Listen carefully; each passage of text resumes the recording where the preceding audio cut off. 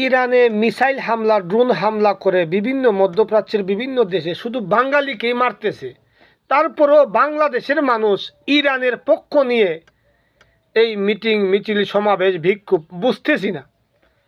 যতগুলা হামলা করলো ইরান মধ্যপ্রাচ্যের বিভিন্ন দেশে, কুয়েত, বাহরাইন, সৌদি, দুবাই, কাতার, মালয়েশিয়া, এখন পর্যন্ত এরা নিজ দেশের মানুষ মরে নাই, শুধু বাঙালিই মরেছে।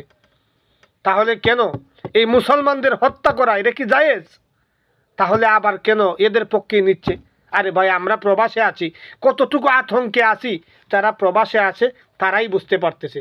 এই গতকালকে আমাদের পাশের মানে আল হায়ের সীমানা শেষ হলেই আল খারিজ, ওখানে ড্রোন হামলা করে বাংলাদেশি 2 জন নিহত, 11 জন আহত। আরে ভাই, এগুলো তো এই ইরানি হামলা করতেছে কেন ভাই? মার্কিন ঘাঁটিতে হামলা করলে বাঙালি মরে কেন? মার্কিন ঘাঁটিতে কি বাঙালি থাকে?